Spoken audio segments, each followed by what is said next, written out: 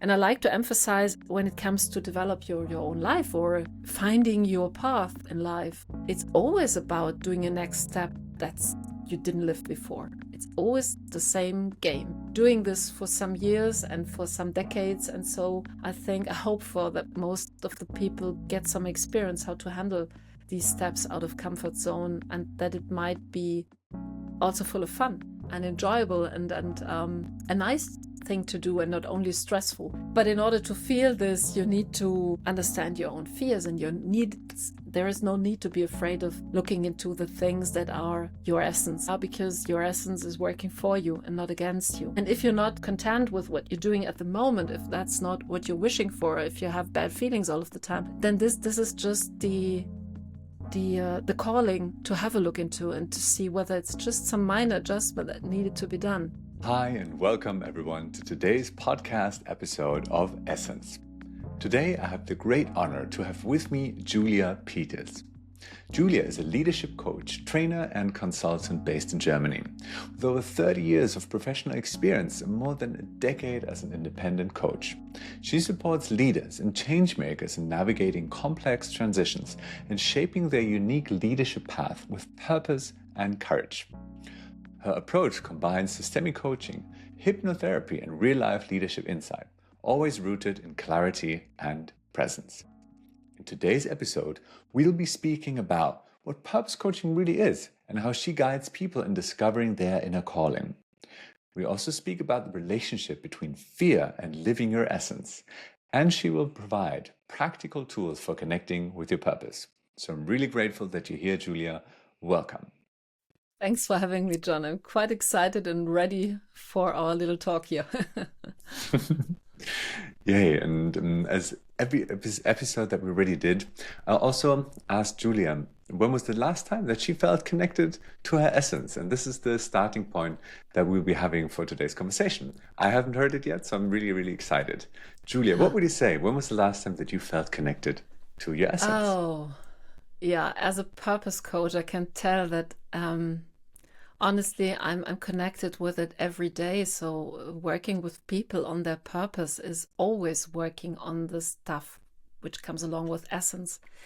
But this might be not too interesting if I'm just starting off with business stuff. And honestly, last week was and it's maybe also a bit harder stuff, but there was a special moment because we were visiting my father-in-law, who's seriously ill. So he has a cancer and is probably going to die before the end of the year.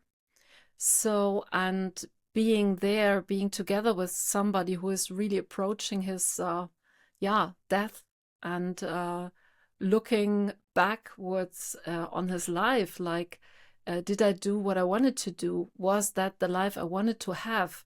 I mean, when death is approaching with an illness, it's always too early, and there's a process. He has to really come along with that he's confronted with his fears. And as a family, we've been sitting together, and I'm still discussing with my husband during the last days, always, is this the life we wanted to have? We really want to look back to one day, and are there some things we need to change? Where's an adjustment needed? And I think if you're asking yourself this kind of questions, then you're quite close to, am I living really my true essence? Is this what I'm here for? And yeah, even if it's a very serious topic right now, and to start off with something like that in a podcast episode, I think at the end of the day, it's always worth to think from the end and to have this insight and like this come a little bit closer to what is your essence. So here you have it. You asked for it. Thank you, Julia, for sharing this. I feel deeply touched by listening to you and by just imagining how this situation might feel for you and for your family. And as you were saying, that it's very confronting with one's fears. I can imagine his fears in this case, but also everyone else involved and close to him. Yeah. And Yeah, that it really brings up these great questions. Yeah. So one thing is really that these questions are coming up, and the second thing is, as somebody who is not in his position but who is at the side, the task is a bit different, and also there you might be confronted with the essence. In my situation, I'm always working with people who go through crisis or went through crisis. So my personal lessons is also to strengthen people, to encourage them, even to go for another step who will lead to a different life. And so there was a second level wherein I was also in contact with my essence, yeah, to offer this kind of strength with the inner know-how that somehow we all know how this works. So yeah, um, yeah. My goodness, we're starting quite heavily, huh? Yeah, and well, if we talk about living our essence, Yeah, I also totally invite and appreciate just straight going for it, right? yes, And in you're right. your role as a purpose coach, I can imagine that you have a lot of very very profound conversations as well Yeah, with other people. Um, and if someone is now trying to imagine, okay, what does purpose coaching look or feel like? What does Julia do? hmm, How would you describe that for people who haven't experienced it yet or haven't heard about that yet? yeah. Well, I think, or I could describe the process in maybe two phases. So the first part of it is always there's always a preparation phase, something like 6 to 10 weeks, where people get upfront some preparational work from me, like questions they can reflect on, or little videos then they can have a look at. So there's a certain time frame where they just prepare. And the idea is to really reflect about everything what you know about yourself. So it's about getting to know yourself a little bit deeper. Normally, we don't take the time every day to really think about, okay, what are my strengths? What are my values? What did I do as a child? What do I like? What maybe is not in my current ambition? And this preparational time is very important, because the first part of every um, purpose coaching is really to bring all this and a certain process together, so that at a certain point in the process, you have all these things that you know about yourself on one big piece of paper.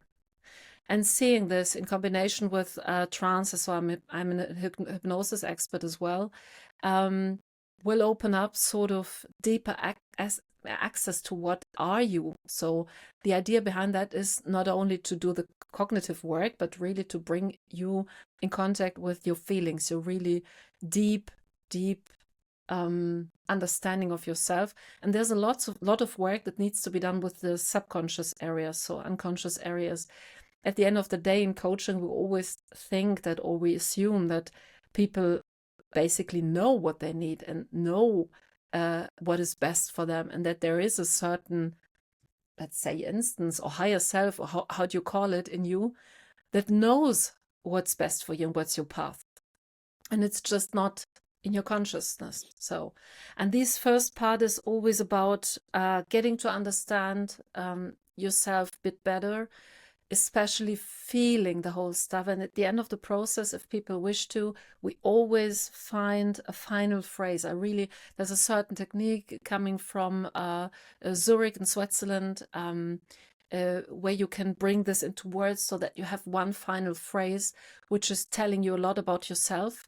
It's deeply felt by the clients, and it's nothing for public. So there will be words in there, or colors or expressions, that only give you the full understanding of what is your purpose. And purpose always means that you do something that the world, other people, society will have something or experience something. So the second part is always not about you; it's about the world, so to say. And at that point, I'm following also the idea of Simon Sinek when when he created the Golden Circle. He also created a certain way how to do this phrase. So, And once this point, this very deep point is reached, and we're following also the U process there, created by Otto Scharmer, normally the brain starts to work like crazy. And I've seen people like starting to cry, starting to be also maybe afraid of what they feel, how important they are. These are experiences that you never had before. I mean, really getting in contact with your essence, your true meaning, to be part of something that's bigger than you are. And a normal purpose also is something so big that at the beginning people think, okay, and me, my little being here, how can I do this? Yeah. So this is really challenging. Some of them get really afraid of it. And that's a moment where we just stop the process for a moment. And the idea is that the rest of the day they do, if possible, which is sometimes quite challenging, not continue to think about the whole thing, but just do something physical, like walking, like swimming, like going to a sauna, or whatever you like, to relax, to have a little bit of movement. I mean, we know that a very regular movement, right side, left side, is really also coordinating and harmonizing the brain half. So, and try to sleep. Some of my clients sleep very deep, have very wild dreams. Others don't sleep the whole night because it's so exciting to have all this and aware now, to become aware of this. And the second part, but this is the other day, is really about, okay, what do I do with this know-how now? Because the one part to understand or see what's the task, that's interesting, but if you don't use this energy and if you're not taking up, then it's, I'd say, in vain, because after some days this experience is like gone with the wind. So the idea of the second half of the purpose coaching is really that you try to find a very easy way, the easiest way possible, with working like with prototyping, design thinking, so that you create for yourself an MVP. So yeah, so something with which you can start, if possible, within the next 48 hours. And I got to learn this method from a network of trainers. So I would like to mention this, because that's the origin of what I'm doing right now. It's the People Network, with based here in Germany. But over the years, and I learned this whole thing, it's like 6-7 years ago. I developed my own method combined with hypnosis and other stuff, so that really people can go out of the whole process and start to live their purpose the very next moment. And also there, after a certain period of time, and this is included in the whole package where I'm in with my clients, it's clear that doubts are coming up. Am I allowed to do this? Is it okay that I do this? Is the world really waiting for me? I mean, all this stuff we can invent in order to prevent us from doing what we're here for. Yeah, this is coming up. And that's a very important part, because this purpose work can heal the past, because at a certain point you can see that everything you experienced in the past might have been the right way to arrive where you are. And with purpose work, you can transform even trauma into healing, not only for yourself, but for the world. And by doing so, that's within the second part, you are coming across all your ideas, blockings, whatever there is in your mind, that might you prevent from really living what you're meant for, as well. So following your purpose work for a year or so will make a big difference. And I highly love to be with the people during this period of time, to really be at their side, to be there, especially when they're afraid of the next step. I don't know this wordings from Nelson Mandela, I think it was, completely, but the biggest fear of people is the fear of their own light, and not of the world. So this is true. This is really true. I see that regularly in my purpose coachings. So it's a very intense process. And when it comes to who is doing this, who is asking for this, I can tell you that it's like from all ages. My youngest clients are like in their 20s and the eldest like in their 60s. I mean, the big difference is the earlier you do it, and 3/4 of all people are confronted with their meaning of life somewhere in their during their life. The earlier you do it, the bigger the chances that you really have the life you wish for. Yeah, and later on, it's combined with lots of regrets, like, okay, no, you have to accept you didn't do it. You have to accept that like 20 years you went in the wrong way. Yeah. But also might be part of the journey. Is that answering your question, John? Yes, like while I'm listening to you, I'm Yeah. getting really excited about this, and I'm thinking, wow, I would love that this would be part of our society, that Yeah. everyone in in the school system or at some point in their lives just has access to asking them this kind of questions and being held in a container by people that really dedicate themselves and have their own purpose connected to, I want to support people to connect deeper with their essence. So Yeah. I really enjoy listening to you. And I was asking myself now, um, as it's not part of our education system and Yeah. society to grow up and connect people with their purpose, how did you stumble upon this, that you wanted to live this, that you felt, yes, Wow. this is a role that really lights me up? Now this is the question I could start to tell you my whole life story. And I think that maybe would take a little bit too long. I think I was always interested in development. And if you look into my deeper motivation, it's really I'm encouraging and strengthening and empowering people to really to go into transitions and to go into development. And this is my own path as well. So development might be at the beginning always a little bit challenging. Yeah. And my personal way was like that. I didn't have the career, a clear, linear career. Like, I mean, I was born in the 70s. So at that time, doing a career was like you choose your job, your profession, and then you follow that. And then you excel in that. You go up the career ladder and you end up in the top management or something like that. No, I changed twice my profession, so to say, in order to arrive at the end in this coaching area.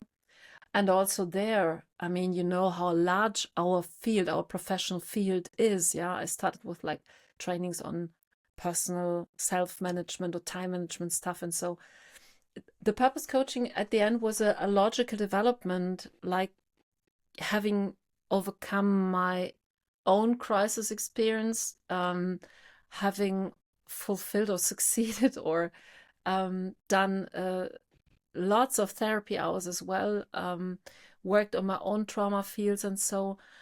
And I always knew, and I can't tell you why, that there was something deeper waiting for me. Like there, sometimes I had, it sounds a bit strange, yeah, but sometimes there was like a little voice in my head whispering, yeah, you have there's something for you to do. You need to continue. And this push of being, sometimes it's really a feeling like it's not me. It's like there is something coming through me who wants to express and who wants to more show me the way or draw me forward or so. So it's in a way at the end, having discovered, found out what I would like to do, it was also like surrendering to the task, because I know that's not easy. I mean, doing the work means you are very close with the people during the process. You need to create a immensely safe space. You get into their field. You feel their feelings. It's not about it's really you need to open yourself up completely in order to be able to work like a mirror, to really create all this surrounding. And then after the process, there is a moment you have to let them go. And it's just like you have to let them go. And there are people that I've seen once very intensively during 2 days, and I never heard of them again. And this is like opening up, getting into this very intense connection, and then letting go, not knowing will I see them again, or what will happen to that task, or what's future holding open for them. This needs a certain readiness, I'd say, a certain readiness, and also, um, yeah, strength to hold this process. And I'd like to add something. I'm a mother of two boys, so they are 15 and almost 18.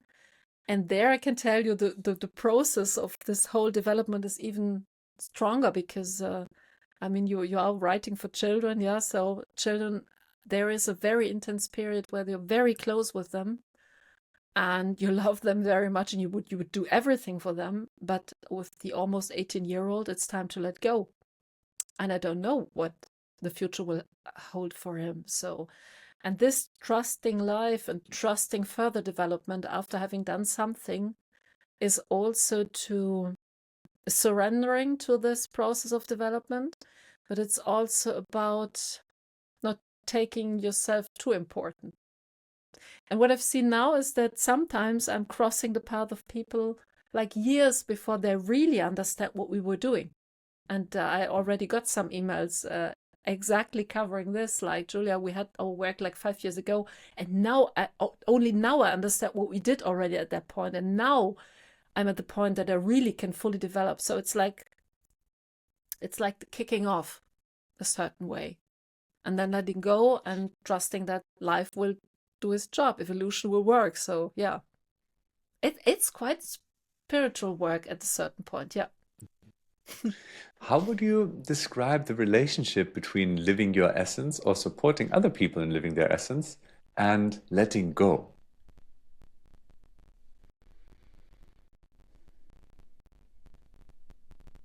That's an interesting question. I think it's part of the whole process to let go. If not, the cycle can't be closed.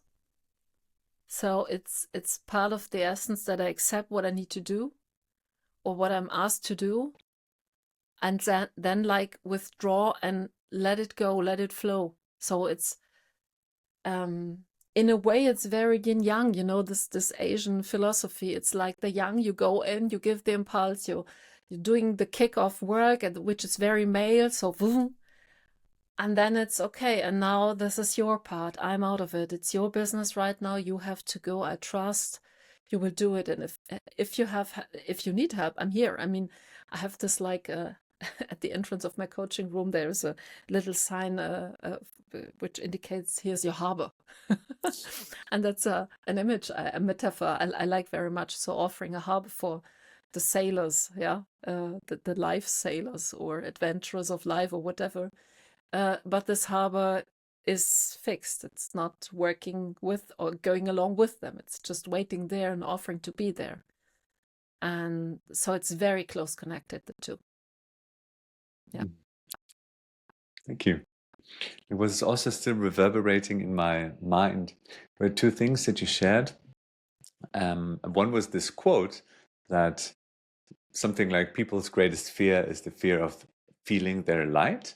Yeah. And the other one was in the very beginning, where you also shared that in the situation that you find yourself right now, that there's this something coming to an end, and also fear and being then, which then reconnects somehow with essence and these big questions. How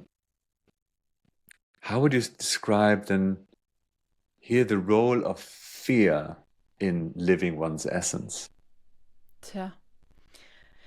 I mean, we have feelings in order to get a certain type of energy, in order to do something. And fear, from my point of view, is one of the big feelings who is always or mostly seen from its negative side. Yeah, we are afraid of things in order to protect ourselves. We are afraid of the dark because we don't know whether there is a wild animal that might try to kill us or so. This is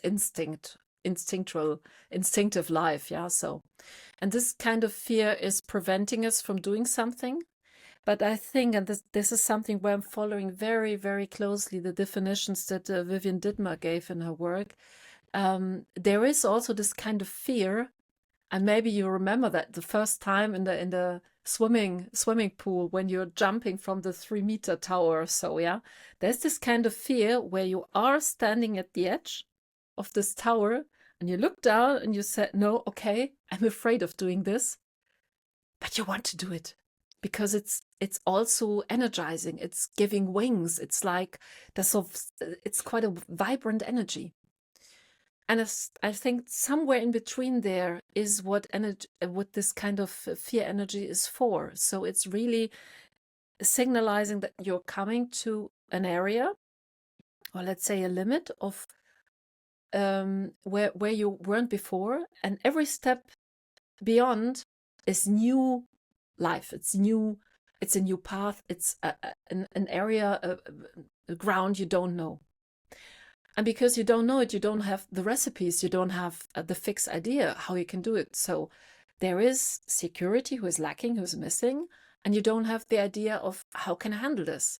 And this exactly is energizing our brain in order to find new ways. And that's the energy we need. So I think at a certain part, fear, and I mean, fear is the strongest word. Yeah, you also can say respect or however you want to call it, is important for this process in order to understand where is the end of your world, how you know it up to now, and what's the next step.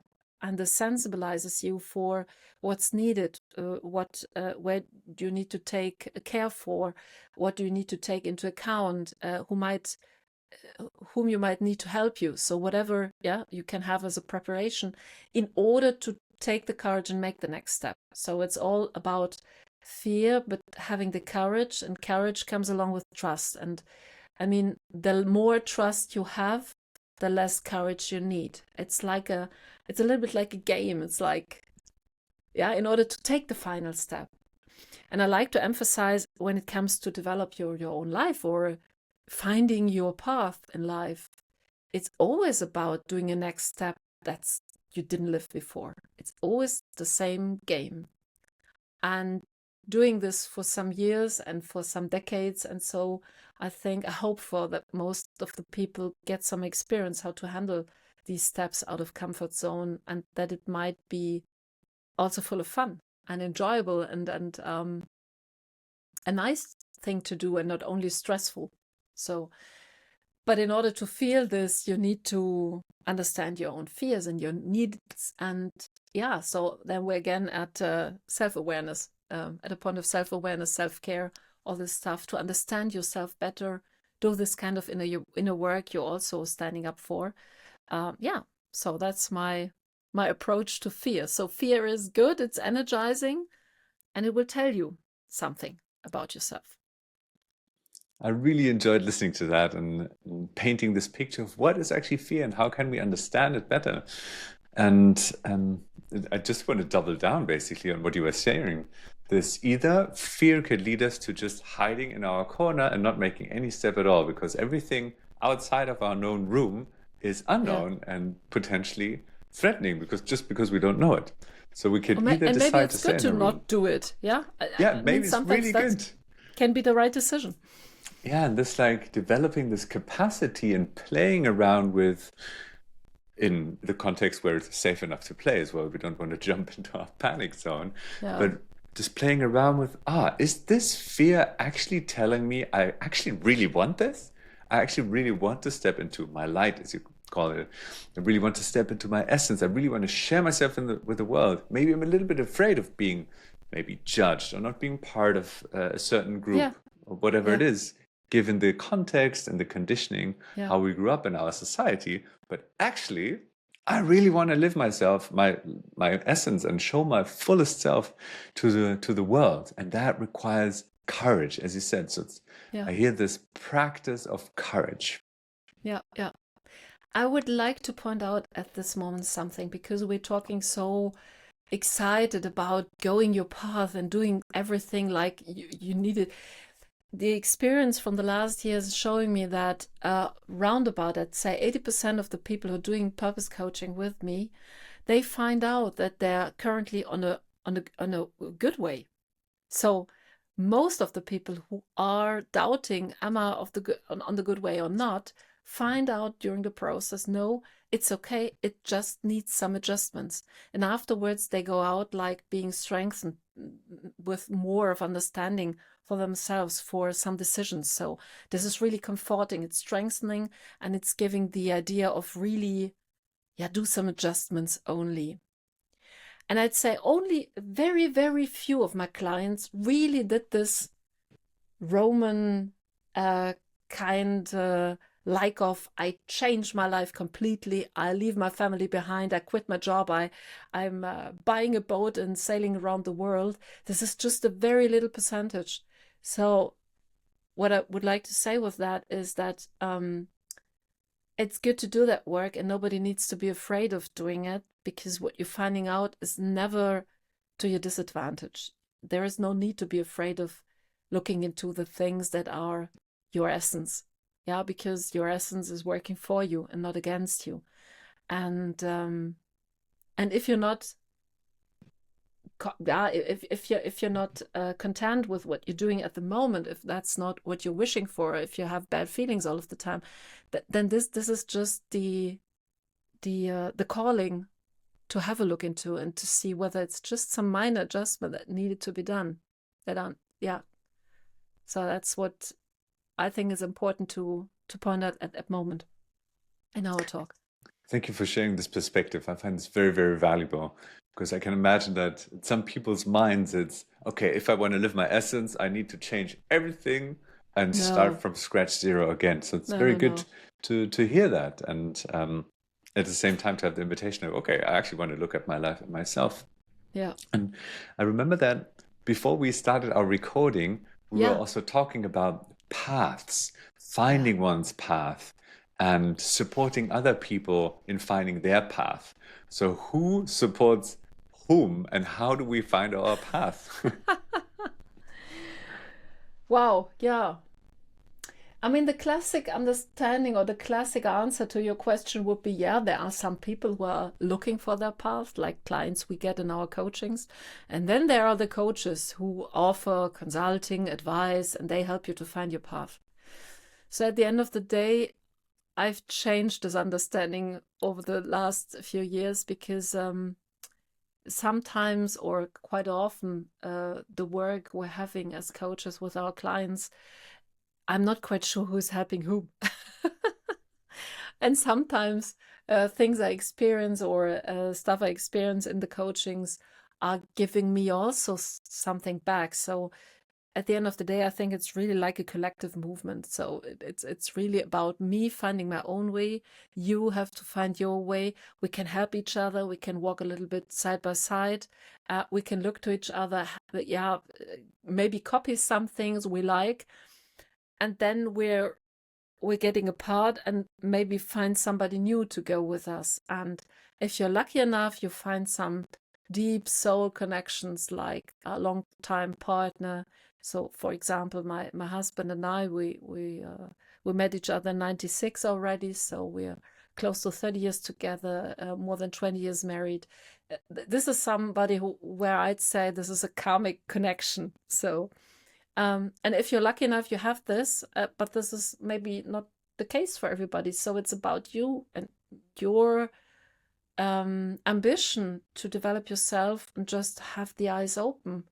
And I think sometimes you need help, and sometimes you can offer help. And it's this kind of collective cooperation, collective movement that brings us forward, that maybe levels up the whole world, hopefully one day. I mean, looking around, looking into the news, this is exactly what we need right now. Huh? Coming to the next level of consciousness, to a different understanding of what is community, what is earth, what is, yeah, what could be happiness if we focus on. I find it beautiful to see also this change of perspective, that it's not one person having a question and the other one giving an answer, and it's just some other guides and some other people being guided, but that it's a collective movement with roles shifting, Yeah, and that's totally normal. yeah, And I was wondering as well, from if we now move kind of from the um, one-on-one context more like to the collective context, yes, how do you see um, like living one's essence, living one's purpose, supporting others in finding their path and your own path, like on a more collective level? Which thoughts come up for you?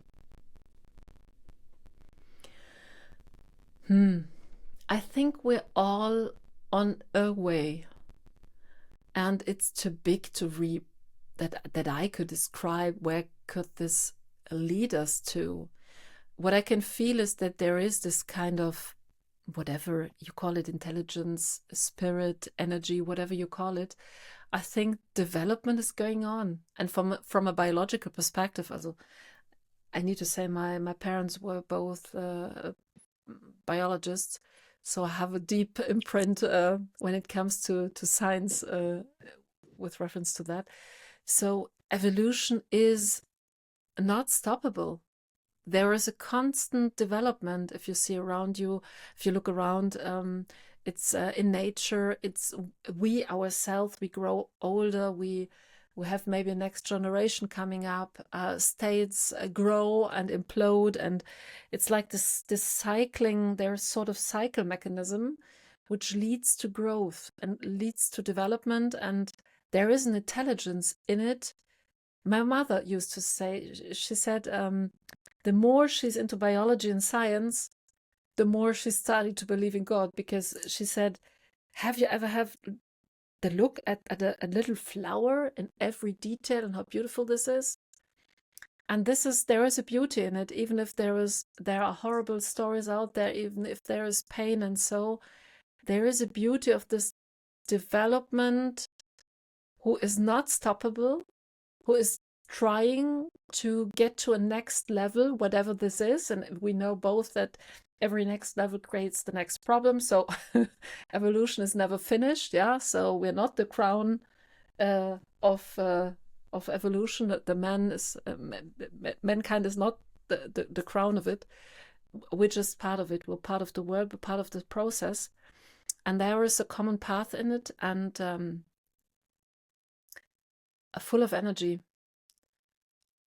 And do I understand this? No. I think that's the task of everybody, for everybody of us, that we need to see our part and to bring in what we can bring in. So when it comes to circle of influence, so what's my circle of influence? What's my part in the whole thing?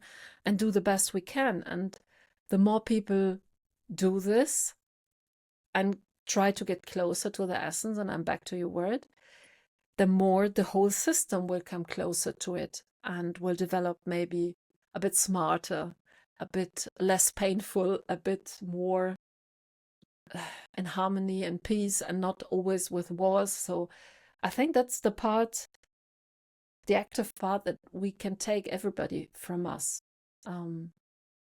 Yeah. Big thoughts coming up right now. It's interesting listening to me when I'm talking right now. It's really interesting. Classical extrovert. I also find it interesting. I need to speak to hear myself talk. That's at least true for me. So I enjoy the sensation as well. And you mentioned the circle of influence, and I was wondering, maybe not everyone who is listening knows what that means. And I can imagine that it might be valuable, especially in times where there's so much news going on of all the big problems in the world, and people might find themselves overwhelmed. So maybe you want to elaborate a little bit what that actually means and how people can really apply this in their day-to-day life. Yeah. We need maybe to supply the name of the founder afterwards, because I'm just lacking the name. But the idea behind this is that, or if you know it, you maybe can add it at the moment. So I don't know. We added in the show notes. So the model behind, or the idea behind the model, is that we are all somewhere in the world, and there is a part where we have an influence on the world around us, and there's a part of where we don't have an influence. And the idea is that, and that's a very, very fascinating thing, our brain is filtering always what we're doing. And the brain is filtering with reference to what is interesting for you. Where do you look more into? So if I'm always looking into the area of things, of happenings, of I don't know, like in COVID, yeah, the COVID times were exceptional for this, or a very good example for this. If you're always looking on news on where's the infection rate right now, on what are politics doing, these are things you cannot influence, but you're focusing with your brain on that. You get the feeling of you cannot do anything. You are a victim to what's happening. You're a feeling of, am I able to respond to this shrinks? And you're feeling, you will feel definitely more fear, and you will less try to do something and stay at home, and so really will be reduced to victim status. So the other approach to life, and this is the one I'm working on with my coaches all of the time, is that you focus on what is in your circle of influence. So means what are the things where you can be effective, where you can do something, where you can make a difference. And in COVID, we've seen that many people stayed at home, rearranged their rooms, try to, I don't know, take care of their garden. So things where they could do something. And the more you look into this and you focus on this with your brain, the more you experience yourself as being active, as being powerful, as being capable of doing things. And this is leveling up your self-value, your self-understanding, your self-esteem as well, and will bring you in a different position. You're not any longer the victim, but you're a creator of your world. And this is basically what we want to achieve in coaching, so that you really get out of this like, oh, I'm a victim of everything which is happening around us, and getting into this creator status. And by the way, living your essence means always that you need to be in a creative creator status, because if you're a victim, you won't never be able to follow your essence. Yeah. So I will look that up. I will bring it in the show notes. I I think actually it's already maybe a just looked question it of up. age. It's Stephen Covey, Seven Stephen Covey, yeah. Habits of Highly Seven Effective Habits. People, Yeah. the author. I had John in mind, but John is you. Yeah. I also write books, but not Stephen on that Covey. topic Yeah. yet. Yeah. Circle of Maybe influence. I write a One children's of the book. most important models for me. It comes along with that. Yeah, and thank you for sharing that. I find it extremely important, as I mentioned, especially in these times and when people just open their smartphones and look at social media. I at least feel Doom completely scrolling. Yeah. flooded, doom Yeah. scrolling by all the Yeah. terrible stuff that's The happening. worst you can do. Yeah. The worst you can do, if you want to bring yourself in a fight, flight, and freeze response as fast as possible, just open Instagram or the news, and 10 minutes Yeah. later, here you go. Yeah. And I also enjoyed hearing these like very practical examples that you just shared, like from COVID times, people going out, rearranging their room, doing something in their garden. And I was wondering if you have some practical tips, for example, or practices that people can do in regards to living their purpose, living their essence. If there's Yeah. someone listening and saying, okay, maybe I want to do a purpose coaching over a full year one day, but I actually want to do something right now. What could be Right now. practical tips that you could share? Yeah, of course. Yeah. Yeah. I'd like to share one of the exercises that are part of this preparational weeks to the purpose coaching. And the exercise is called Purpose Daily. And the thing is, I don't know whether you have a diary or something like that. You just need something where you can write down something. And every evening, you make a little reflection about your day and ask yourself, okay, this day, when, in what moment, with what activity did I feel really doing something which was important for me, which transported a certain importance, a purpose, yeah, where I maybe came into a flow state or so. These special moments, that's what you need to note down. And this is not, it's not difficult, yeah, it's just you need some 2 to 5 minutes maybe. It's not a long time. You need to do this every evening. And you do it over a month or two. And then you have a look again at all your notes and try to find the pattern. And that's one of the most important exercises I can recommend at that point, because you will find a pattern and it will give you a straight indication what you need to do more. in order to have this kind of feeling, in order to have this kind of being valuable and following what you're meant to be. So that's a very, very easy exercise you can easily do. And yeah, so I can only say that with all the purpose coaching I've had so far, this is one of the most effective exercises you can do for yourself. Sounds like a very good practice, this daily Very reflection, and easy, then just really like very just easy. very simple, straightforward, just writing down and finding Yeah. finding the pattern and your own answer in that. And I was also actually wondering, you being also in the role of a mother, maybe Yeah. there's some parents listening right now and have this like this sensation of, wow, I really want that my kids can live their essence and their Oh, yeah. purpose. And I can imagine that this brings up some challenges and tensions or Oh, yes. questions. What are your thoughts, being a purpose coach and a mother, on this topic? Yeah. First of all, it doesn't help that you have a coaching profession if you're parents. Second, every child is different. So my elder son was 11 years old when we were sitting on his bed, and he really asked me he really asked me, Mommy, why I am living? What's my purpose in life? That was really the question he asked me. Wow. And he's still struggling to find this. Yeah, so there are some first ideas, and you can see some, and maybe this is a recommendation I can give. Really, just observe your children, observe what they're doing when they're little. Yeah, when they're still young. And write this down. I have a diary from the first 10 to 12 years from both of my children, and this is very valuable today. Yeah, you don't need to do notes every day, but once in a while, and to memorize the big development steps. So, and just observe and try to avoid to develop your own story of this. Try to develop to avoid to try to avoid to develop imaginations or pictures of what your child could become one day. Because I mean, we all have to know one thing: lots of jobs who existed in the past won't exist in the future.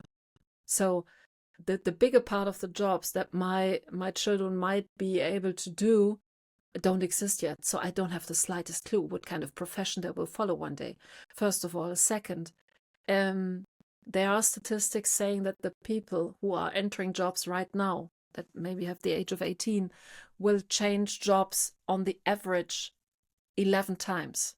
So this is completely different from what we've used to do in the past. And they will also on average reinvent their whole career 2 to 3 times. So really break completely with what they did for a certain period of time in their life and then recreate themselves. So this kind of broken career, which we tried to avoid in the past, will be normal in future. So I think the biggest challenge for me as a mother, especially in these times when they are teenagers and they are trying to find their own ways, and sometimes it's really like, oh, you see that they're really like running into a stone wall, like at full speed, and you cannot do anything because it's their experience. I cannot prevent them from having their experiences. Yeah, this is the biggest challenge. And just to provide like the frame for the picture, so there's a frame that needs to be offered, a certain stability, a basic love, a basic acceptance of I'm accepting you, who you are and how you are. But at the same time, it's like you need to offer this frame that doesn't mean necessarily that there are no limits. Yeah. For example, we have they have to do some chores here. Yeah, they have to work here in the household. They have to do there are some things they need to do, and if not, that has consequences. Yeah. But I think over time, and I'm not yet sure whether my recipe will work, but it's more about being there and getting into more a coaching and accompanying and a consultant position over the time. When they're small, when they're young, you need to be there full time. That's completely different. But the moment they start to think about what could I choose as a profession, what could I do as education or studies or whatever, there your job starts to become more like a consultant, and you offer your advice when you're asked to do it and not before. If not, if you're not doing like that, it's very embarrassing for both parts. And you're losing connection, by the way. That's my experience, at least. Thank you for sharing this perspective. I feel it. Yeah, your deep care in this, like your deep care for your Yeah, children, the way how you speak about it. And I also hear between the lines, at least from on my side, this question of how can I be at greatest service for their development? And yeah, sometimes it's this role, sometimes it's that role, depending on the context. So yeah, I just deeply appreciate listening to that, and I really yeah. hope that Yeah, yeah. and also not forgetting yourself. I mean, no, also taking care for yourself. There are limits to everything. And being there for them and taking care for them and being at service, also this has limits. And it needs to have limits, because if it's limitless, it's also not helping. Yeah. Do you want to share like one tiny practice, how you practice your self-care? Like also from mother to maybe other parents out there who are listening, like, yes, I really enjoy what Julia's saying, and maybe I could practice more self-care. Um, I think part of it is really a self-awareness, which you need to develop in order to understand when you need to break, when you need some refreshing meals or drinks or whatever, so that in order to feel when you need a pause, and in order to feel and understand your needs. This is something one should train. And my entrance to this whole, it all started with yoga. At that, I have to say, really like 20 years ago. That was already before children. But this was for me the entrance to, okay, to feel myself better, to have this kind of self-awareness. There are different ways to develop this, but to understand how to get in good contact with yourself, this is important. And in everyday on an everyday level, on an everyday perspective, routines are helping a lot.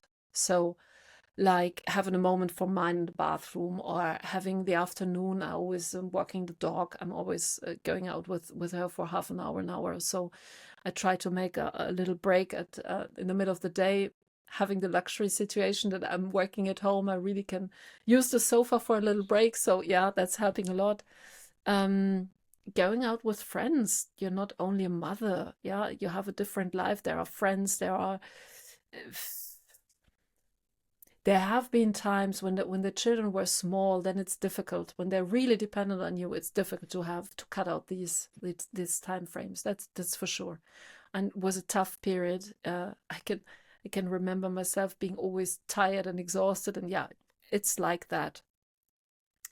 And it doesn't need to have like that, especially when you're having family and help around, which we didn't have at the time. So we've been here in our city without family, and yeah, but also there you can arrange for help, and then you need to overcome this idea of, I have to do it all by myself, I have to do it perfectly well, I need to be the perfect mother. I mean, no mother's perfect. This whole perfectionism thing doesn't help. So when too perfect, God is angry. I've learned. It's an old Asian saying. I love that saying. Beautiful. Wow. When too perfect, God is angry. Asian saying. Okay, amazing. Thank you so Yeah. much for sharing that perspective as well. I can sense that our conversation slowly is coming to a close, and therefore I wanted to offer one opportunity now. If there's anything where you feel like, I really want to share this. If someone listens to this episode in half a year, for example, and you're Yeah. like, there's something on my heart that I would like to share, or would let them know either about you or whatever is present with you, this is the moment to share if there's something. I think if you are listening to this podcast right now, and we don't know to this podcast episode right now, and we don't know how future will look like. I mean, you've said within half a year or so, or within a year, or within 5 years, whenever people will hear that. Um, maybe, and you will live then already in the future from now, yeah? So maybe it's just like these thoughts from the past that will arrive at your ear in future. And maybe this is what it's all about when we're living our essence, that we are the ancestors of the future. So whatever comes from the past will have an effect in the future. And therefore, it's highly interesting and important and needed also for a good future that everybody of us gives right now the best we can do. And if that means offering a podcast like John, or like I myself, I'm authoring this podcast, Next Level Leadership. If this is part of the work, great. If it's something different, great. Just do it. I think that's it. And then you can shape the future by doing it now. And I think that's the joyful aspect and also fun bringing aspect of living your essence in the here and now. Thank you, Julia, so much for sharing that. And thanks for being a guest here on this podcast. I also really enjoyed being a guest on your podcast. I can recommend everyone to listen also to what it is that you do, Next Level Leadership, in German, mostly, I think. Yes, And, I'm sorry. And also check out what Julia does. I'm going to post everything in the description of the podcast episode. Thank you so much again that you were here, and everyone who is listening, looking forward to connecting with you in the next episode of Essence. Thank you for having me, John. Thank you.